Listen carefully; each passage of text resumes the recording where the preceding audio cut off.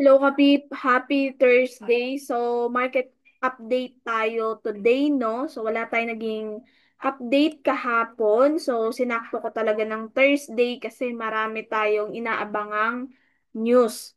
Okay? So, start tayo today. So, maganda to na mag-abang sa mga zone today kasi lalong-lalo na may mga high impact news. Potential na yung mga currency pair na kahapon na grabe yung movement, potential magkakaroon ngayon ng pullback and mamaya magko-continue. So, we'll see, check natin yung mga level ng mga bibigyan nating insight. Okay? So, start tayo sa news. Thursday, makikita naman natin no, mamaya ang daming news for USD pair. Meron tayong non-farm, 8:15, unemployment claim, 8:30, tapos PMI for 10 p.m. So, alam nyo na sa mga USD pair na ano dyan, fund dyan. So, careful tayo sa mga lot size. Okay? So, always risk manage lagi. Okay? So, start tayo ngayon for Euro USD pair. So, lipat ko lang ito ng 1 hour.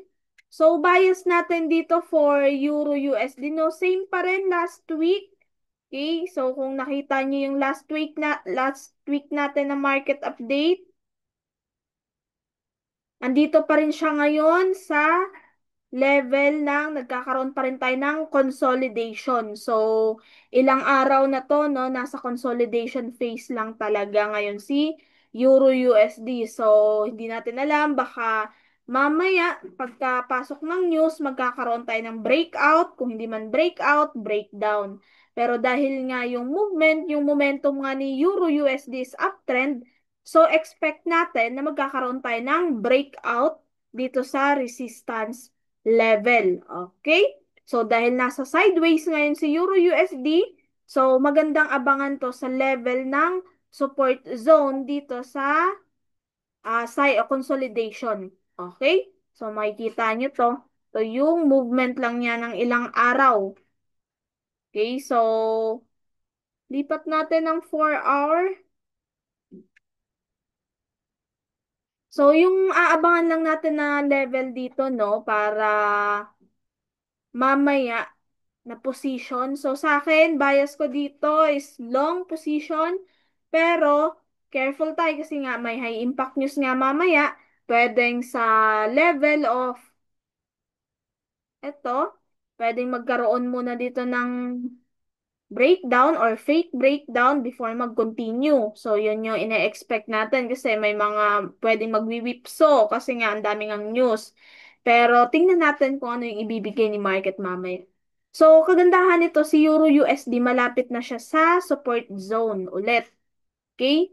So, nakaraan, tinarget niya is itong resistance, nilaro niya lang. So, nakapag-trade tayo dito sa consolidation, ano lang siya, nagre-range lang sa 4-hour time frame. And ngayon, maganda siyang abangan for long position dito sa areang to if iti-test niya ulit. So, hindi porket pagka-drop dito sa support zone, agad-agad na maglulong. Kailangan magkakaroon pa rin tayo ng confirmation candle, okay? Based on price action na nagkakaroon na tayo ng rejection sa level of support na pwedeng potential na magko-continue upside na siya. Okay? So, yan yung inaabangan natin for Euro USD sa 4 hour itong level na to. So, check natin sa 1 hour. Ayan. So, ito yung naging 1 hour natin. Kung makikita natin, may volume pa rin talaga si sellers. So, antayin natin, abangan natin kung itong level ba na to, ito yung pwede lang natin i-observe for 1 hour time frame. Ito yung resistance, support. Kasi medyo nagkakaroon ng choppy dito sa 1 hour. Makikita natin, ito yung last volume ng sellers, no? Volume for sellers. Then, we'll see, tingnan natin kung magkakaroon ba dito ng breakout. Okay, sa resistance. Then, retest. Continues. Or, kung magkakaroon naman dito ng breakdown sa support. So, abangan natin yung support level naman ng 4 hour, which is ito. Ito yung support level ng 4 hour. Makikita nyo. Ayan, level na to. So, tingnan natin kung magbibigay dyan ng position to continue. So, bias pa rin natin dito for Euro USD is long pa rin. Pero kailangan, careful pa rin tayo kasi yun nga, maraming news mamaya. Okay? So, abangan natin yung level na to kung magbibigay ng position dito mag-long. Okay? So, yung mga level lang na pwede nating abangan. So, sa 4 hour tayo maghahanap ng level, ng zone na pwedeng abangan. Ito. So, ito is very obvious ng level for, ano no, sellers, no? So, ang next nating zone is ito. For kung magkakaroon pa rin talaga ng breakdown dito sa first support zone natin.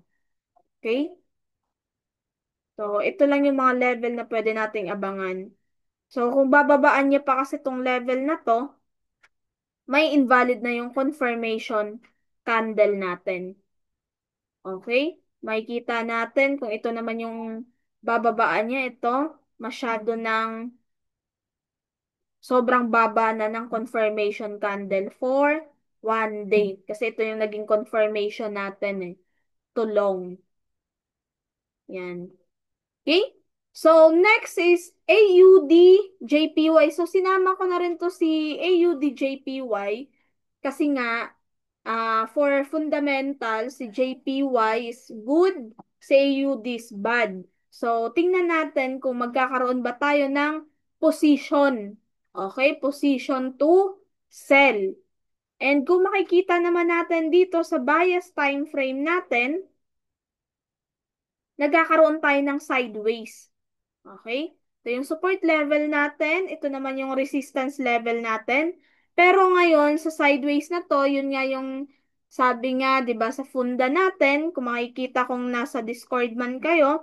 So, kung wala naman, kung gusto nyong mag-join sa PIP, kung saan nyo to napanood, at kung hindi pa kayo member ni PIP, pwede kayo mag-direct chat sa page natin. Okay? Biglang nag-promote, no? So, ayun. So, dito, sa ano natin, sa resistance zone natin, andito siya ngayon, si AUDJPY. Insakto, sa fundamental natin, andito ngayon sa resistance level. And ang funda nga natin, di ba, is malakas ang JPY, mahina yung AUD. Makikita natin sa 1 day time frame, nagkakaroon tayo ng sideways. Okay? Pero overall, yung trend direction para nito, kung magfo-focus tayo dito, no? Ayan. Strong resistance level to. Pero overall, ang trend direction pa rin talaga is uptrend. Okay? Pero dahil nga nagkakaroon pa siya ngayon ng sideways, pwede tayong magkaroon dito ng short sell position. Okay? Short sell position kasi kumbaga sa momentum, nag-against tayo sa momentum. Pero ngayon naman is naka-sideways naman siya, kaya potential pa rin, magkakaroon pa rin talaga tayo ng sell position. Okay? Pwede natin iti-take advance tong ano na to, pinapakita niya. Okay? So ngayon, dahil nga kung makikita naman natin na wala namang masyadong ganun ka sobrang aggressive, sunod-sunod pa rin bullish candle pero hindi ganun ka totally sobrang aggressive ng movement. Okay, pwede tayo magkaroon ng rejection dito sa resistance level. Okay, for 1 day. And yung target lang nito dahil nga nasa sideways tayo is itong support zone natin. So, support zone naman, ito naman yung magandang positionan for long dahil nga sa overall trend niya is uptrend talaga. So, ngayon, punta naman tayo sa lower time frame, 4 hour. Doon tayo maghahanap ng mga level na pwede natin i-check. Okay? Then, i-confirm natin sa 1 hour time frame. Okay? So, sa 4 hour time frame naman natin, ito yung naging resistance zone natin, 'di ba? Ito yung naging resistance zone natin na ngayon, nagkakaroon tayo ng rejection sa level na to. Makikita natin meron na tayong confirmation candle, aggressive, bearish candle. So, ngayon, kung magkakaroon man tayo ng another 4-hour time frame, no? Mag-e-end man to ng bearish candle, maganda nitong abangan yung next candle, okay? First rejection pa naman niya to. So, tandaan natin, kailangan makakakita talaga tayo na paulit-ulit yung tinitest yung level na hinuhold niya. Okay? Kasi mataas yung chance na para ma-manage rin natin, mailagay natin ng maayos yung SL natin. Okay? So, ito naman yung aabangan natin sa 1 hour time frame. Okay? So, ito yung resistance level ng 4 hour. Ito naman yung support level ng 4 hour. Ayan. So, ang target lang natin is ito. So, ang expect natin dito na dahil nga nasa sideways tayo, okay? So, ang kailangan lang natin ma-confirm dito is magkakaroon tayo ng retest ulit dito sa level nito. Okay? So, we'll see. Tingnan natin sa mas lower time frame. 1 hour. Ayan. So, maganda siguro to sa mas lower time frame. Day trade lang talaga yung gawin natin. Ayan. 30 minutes. Ayun. So, makikita natin, no, meron tayo ditong volume for sellers. Okay? So, yung volume niya. And then, ngayon, nagkaroon tayo dito ng pullback. Itong part na to is naging pullback niya. Okay? Na makikita natin nagkakaroon na tayo ng multiple rejection dito. Ayun nga, nagkakaroon na tayo ng break nitong pullback na to. So, yung support zone natin is ito. So, maganda dito, ma-break niya muna ito. Then, magkakaroon ulit tayo ng retest. Ma-break niya yan. Kakaroon tayo ng retest. Kung hindi dito sa support zone, babalikan niya yung level na to. Okay? So, ito yung first natin. Then, yung second level. So, for AUD, JPY, dahil nga sa funda nga natin na good yung JPY and bad yung AUD, potential pwede nating abangan ng short sell position dahil nga nagkaroon tayo ng sideways sa 1 day time frame. So, yung lalaruin lang natin is yung sideways ng 1 day time frame. Okay? So, ito lang yung mga level na pwede natin abangan for sell position. Short-term sell position for AUD JPY. So, next naman is XAU USD. So, sa mga fan dyan ng XAU, lumipad si Goldie. So, sino nakasabay kay Goldie? Nagkaroon tayo ng breakout. So, mataas talaga yung chance na breakout sa resistance level yung gagawin niya. Bakit? Kasi ang overall momentum naman talaga ni XAU is uptrend direction. Okay?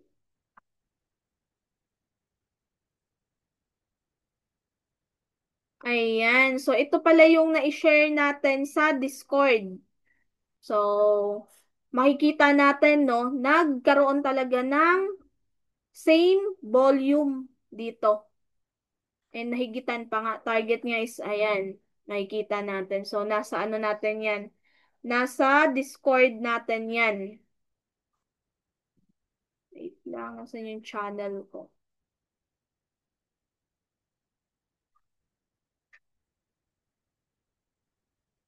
Ayan.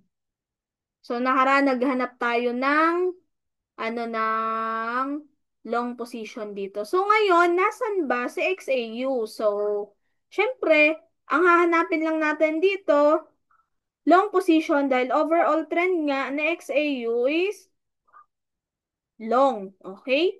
So, hindi natin pwedeng i-counter ito. Bakit? Kasi masakit pag once na kinounter natin yung trend. Mas okay siguro na wait natin yung pullback. Saan tayo magandang makapag-position kasi anytime pwedeng bumaliktad ulit yan. Okay? So, start natin dito for 1 week. Ang sasabayan lang natin sa momentum. Makikita natin, no, ayan yung, kung magka-counter tayo sa trend direction ni gold, kung makikita natin yung sunod-sunod, na bullish candle. Okay, yan yung ika-counter sa mga short pullback. So, ang kailangan natin makuha dito is yung malaking volume. Okay? And ngayon maganda, kasi nga may high impact news mamaya, nasa pullback ngayon sa XAU. So, yun yung pwede natin abangan to long position. Kung sa mga level na mahahanap natin is i-reject niya or i-hold niya yung support zone. Okay? So, mas focus tayo sa support zone kung saan ba talaga siya potential magkakaroon ng rejection and confirmation candle to long. Okay?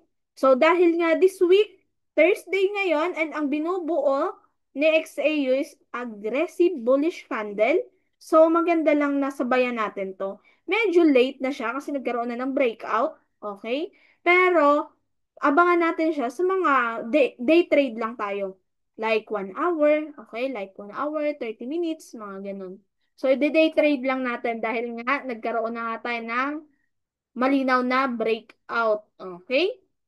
So, potential target nito ni XAU this week, itong 36. Okay? Pwedeng, kasi ang ano ko rin, no, based on my experience, kaka-trade kay XAU, hindi siya totally magre-reject ng 36. Minsan, 36.05 ba yan? Mga ganon, 09, 010, mga ganon, yung mga movement niya pag meron siyang tina-target na level. Okay? So, ngayon, dahil nga nasa pullback siya, maganda, naabangan natin yung mga level. Okay? So, wala tayong ibang hahanapin dito, kundi long position. Makikita natin, nasa impulsive tayo for 1 day. And, kung magbibigay naman ngayon ng pullback, expect natin na ang mag-e-end pa rin today na candle is bullish candle. Kung mag-e-end man siya ng bearish candle, potential magkakaroon tayo ng correction for 1 day time frame. Kung today mag-e-end, ulitin ko, pag today mag-e-end ng aggressive bearish candle, potential magkakaroon tayo ng correction. Kung hindi man correction, major correction sa 4 hour or 1 day. Okay? Ayan. Pero kung mayroon tayong mga level na i-hold sa mas lower time frame, so asahan natin, expect natin na mag-e-end na naman today ng aggressive bullish candle. Okay? So dahil nga sa 1 week nga natin is aggressive bullish candle yung kinikreate niya for this week. So expect natin na i-continue niya pa rin ito. And magkakaroon lang tayo ng mga shallow pullback for 1 day. So, haba na ng explanation ko, no? So, ngayon, 4 hour time frame naman tayo. So, for 4 hour time frame, continue lang natin yung na-chart read natin, no? Makikita natin, hinold yung support, nagkaroon tayo ng breakout. So, ito yung resistance natin ngayon, support na siya. Ayan. So, medyo lakihan natin. Ayan. So, burahin na natin tong mga maraming drawing.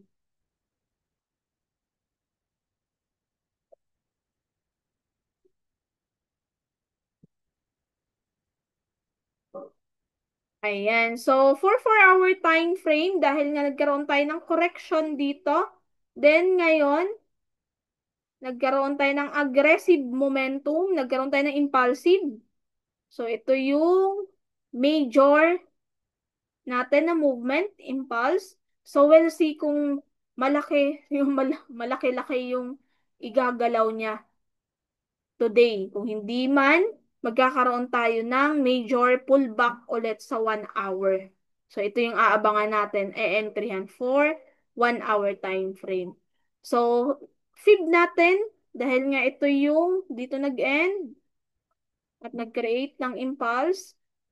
So, ang layo ng pwede niyang kung magkakaroon man ng major pullback sa 4 hour. So, kung magkakaroon man ng major pullback sa 4 hour, okay, malalim-lalim yan. Pullback din yan sa 1 day. Okay? Expect natin, kasi bullish candle nga yung kinikreate nga ngayon for 1 week, ang mangyayari lang dito sa 4 hours, minor pullback lang yung potential na gagawin niya. Okay? So, based on size, kung hindi pa nakakaalam sa mga major and minor pullback, hindi gaanong sobrang kalaki yung magiging pullback niya. Hindi ganito kalaki. kalayo yung liliparan niya. Okay?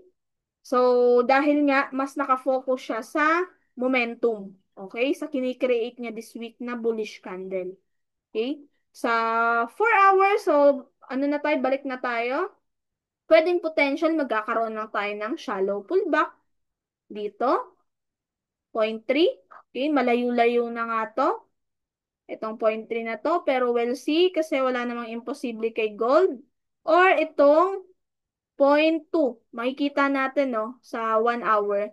Yung 0.2 na to is ito yung level, potential level for support zone ng 1 hour. Okay? So, potential magkakaroon tayo dito sa 0.2. So, shallow pullback lang talaga, then continue. So, ito yung pwedeng potential natin aabangan sa na zone, support zone. So, continue natin dito for 1 hour, no? Ito yung naging major pullback. Ayan, impulse. Dito nagkaroon ng correction. Then, nag-volume ulit. Makikita natin, shallow lang yung binigay niya dito na pullback. So, ito yung maganda pa rin natin. Abangan for zone. Ito ulit. Ito yung support zone. Support zone. Another support zone natin is ito. Kasi dito tayo nagkaroon ng breakout.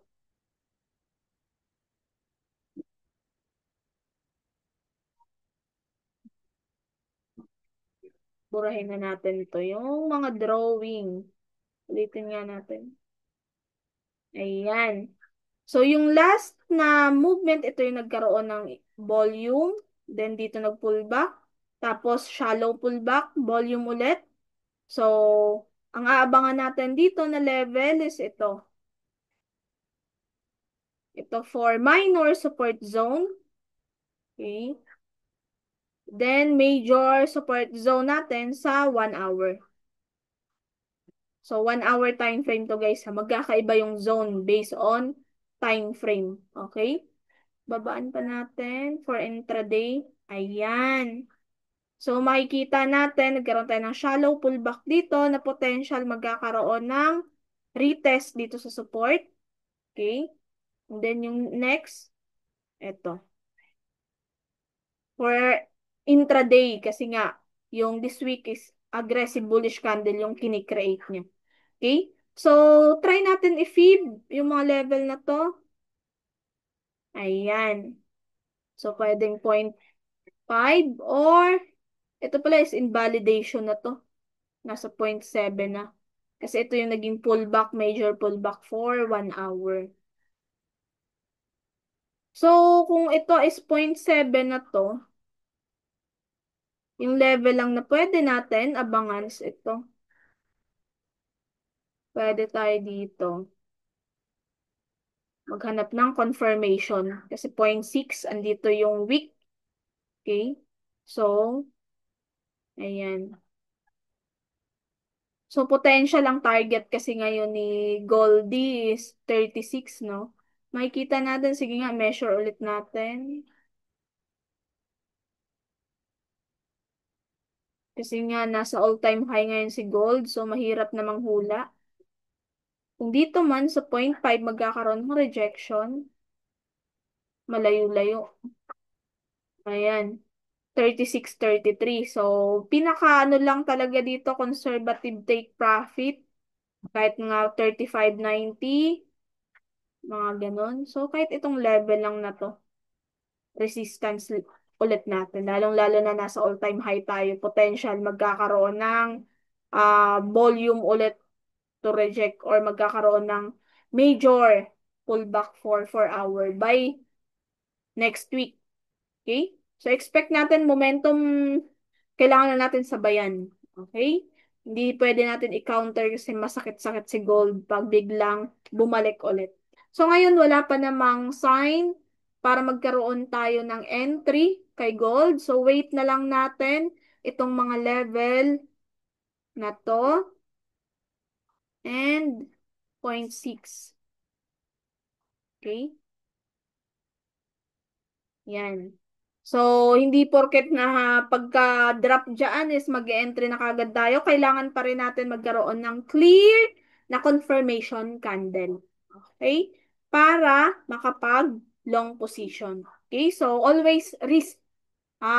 Yung risk management. Okay? So, ingat-ingat tayo, lalong-lalo na ang daming high impact news today. Okay? So, next natin, Bitcoin. Marami-rami na yung ano natin, na check natin. So, Bitcoin. Ah, ayan. So, for Bitcoin, maganda rin si Bitcoin ngayon, no? Kasi nasa level siya. One day natin ang Bitcoin pa rin, long position pa rin dito. And ang kagandahan nito kay Bitcoin, nasa support zone siya. Ayan.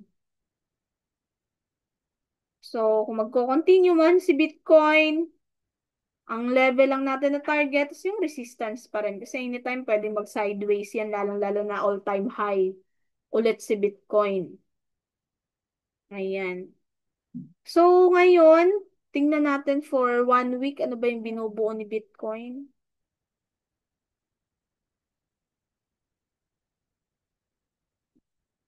Ayan, makikita natin yung major pullback niya, no? Ito is major pullback. Major pullback. So, for Bitcoin, makikita natin, sunod-sunod bearish candle yung binigay for 1 week. Potential ang itest niya is itong support zone ng 1 week. Ayan, kasi ito yung naging pullback niya, tapos nag-volume ulit. Kaya hindi pa gaanong sobrang confirm, tulong din dito sa Bitcoin. Balik tayo sa 1 day. Eh, ba't napunta dyan? Ayan. Ayan. Ang major pullback kasi for 1 days ito. Ayan. So, kung iti-test niya man yan, ang level lang natin na pwedeng abangan dito is ito. Okay? Then, kung magkakaroon man tayo ng confirmation. Pero dahil nga last week, ang binuo ni BTC USD's aggressive bearish candle potential, pwede niyang i-break yung support zone na to. Okay, so expect natin kung magda-drop dito, magandang opportunity to long. Kasi overall trend pa rin ni BTC USD is uptrend. Okay? So ngayon, mas babaan pa natin ang time frame like 4 hour. Expect natin dito for Bitcoin, nagkakaroon pa tayo ng downtrend. Ayan, short-term downtrend. Dahil nga, malaki yung naging pullback niya, gagawing pullback for lower time frame. Okay? So, makikita natin, no? Sin ano lang, basic reading lang for chart para maunawaan. So, ito yung mga level na hinuhold niya ngayon. Ito yung resistance level natin. Next na resistance is ito. Kasi, kasi in basic lang yung gagawin natin. Kasi nga, hindi naman natin kailangan ano pa, gamitan ng malupit na technical. Kasi, ang kailangan natin malupit na pagmamanage at pagkilala sa emosyon natin. Okay? Doon natin mamamanage ng tama yung account natin. So, yung mga level na pwede natin abangan ngayon kay Bitcoin, ito pala magandang opportunity to if magkakaroon man dito ng retest sa level na to. Okay? Or dito. So, short-term downtrend pa rin siya sa 4 hour unless magkakaroon tayo ng reversal. Reversal, ganyan. So, saka lang natin masasabi na potential, pwede niya talagang i-reject itong level na to. Actually, ngayon kasi hindi pa ako ganun ka, ano dito eh. Hindi pa ako nako-convince dito sa binibigay niya. Kasi hindi pa siya totally volume for buyers. Okay? Pero ang level naman na kung magkakaroon naman ng confirmation candle dito, resistance lang ulit yung target natin. Okay? So ngayon, lower time frame tayo, 1 hour. So, sinama ko na rin to kasi ang daming nagtitrade ng Bitcoin, no? Makikita natin sa 1 hour, expect natin, ayan, medyo nagkakaroon tayo ng choppy for 1 hour. Wala pang, kumbaga hindi pa natin mariread yung momentum. Kaya kung sa 1 hour tayo magte-trade, medyo choppy siya.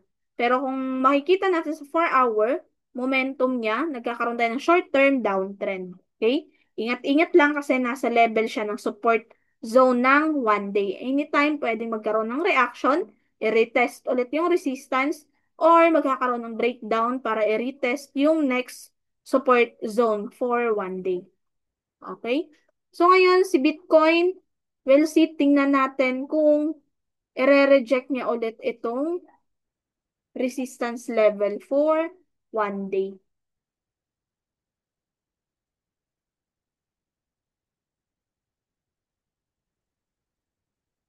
Ayan.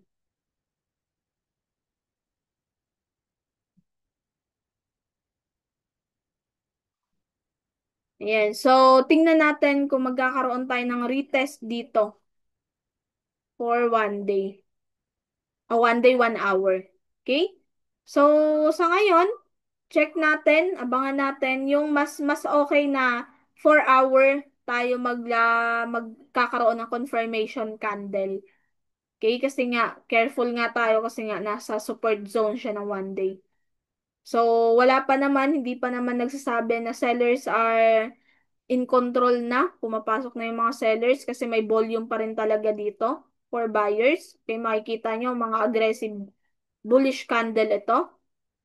So, tingnan natin kung magkakaroon tayo ng rejection sa resistance before tayo magkaroon ng short-term downtrend reading dito for BTC USD.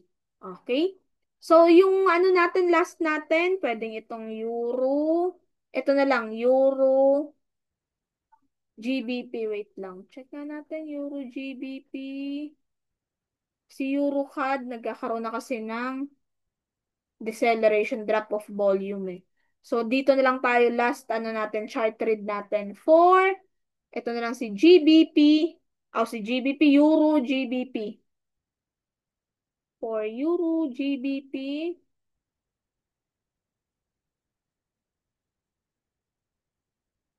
for Euro, GBP, sa funda kasi natin, no, si GBP, mahina ngayon, si Euro yung good kaysa COT. So, tingnan natin, kasi nga, nagkakaroon rin tayo ng sideways for Euro GBP.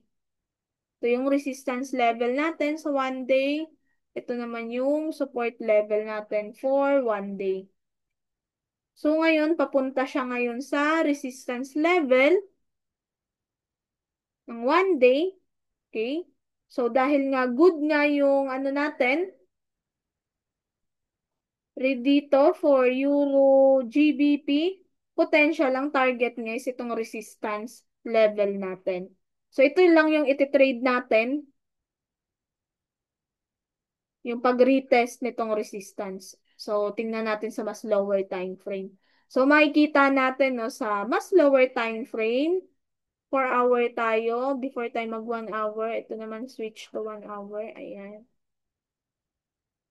So, gagawin lang natin dito kay Euro, GBP, intraday lang. Day trade lang tayo. Okay? So, target level natin, ito, target zone natin, ito yung resistance natin ngayon. Okay? And, yung minor support natin sa 4 hours, ito.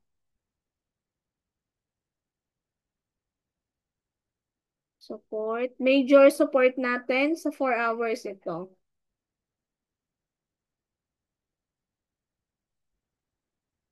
So, for Euro GBP, ang bias ko naman dito sa ngayon, short-term long position, target zone lang is ito lang. Okay? So, if magkakaroon man tayo dito ng confirmation sa mas lower time frame, good area to long. Okay? So, hindi man kasi nagkaroon tayo dito ng volume eh. So, relate natin sa mas lower time frame for intraday trade. For lower time frame, like 1 hour, makikita natin, no? Karoon tayo dito ng higher high, higher low. And ngayon, nasa level siya ng support. Ito. Ayan. Wala pa namang paulit-ulit na rejection dito sa support zone natin. So, next support natin is ito.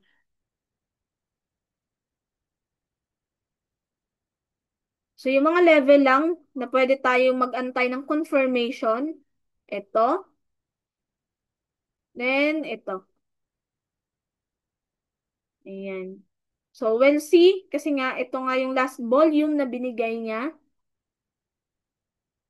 Ito. Then, ngayon, nagkakaroon tayo ng pullback dito. Okay? So, good to para magkaroon tayo ng confirmation candle. Too long. Okay? Target level, 4 hour. Kahit hindi sagad, ito lang level na to. Okay? So, potential natin dito, pag-manage, pag long man, pag pumasok yung confirmation candle, okay? Example, may confirmation candle na dito. Sample lang. Yan, 1:2.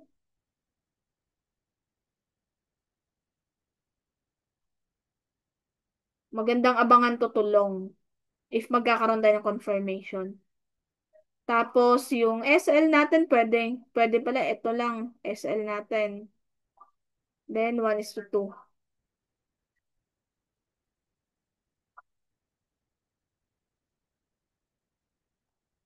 Yan.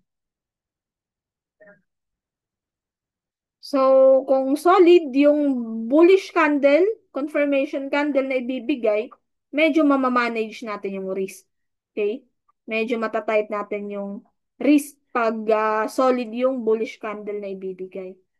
Okay? Kung i-hold niya tong level of support natin.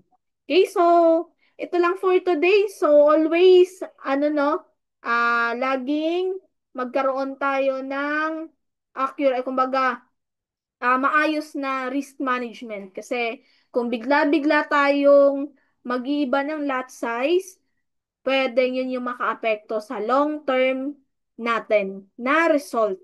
Okay? So, laging ibabaon si risk management and laging magkakaroon ng SL. Okay? Kasi anytime pwedeng bumaliktad yung market. So, yun lang, kapip, and thank you for watching. See you sa next week natin na Market Insight. So, bye-bye!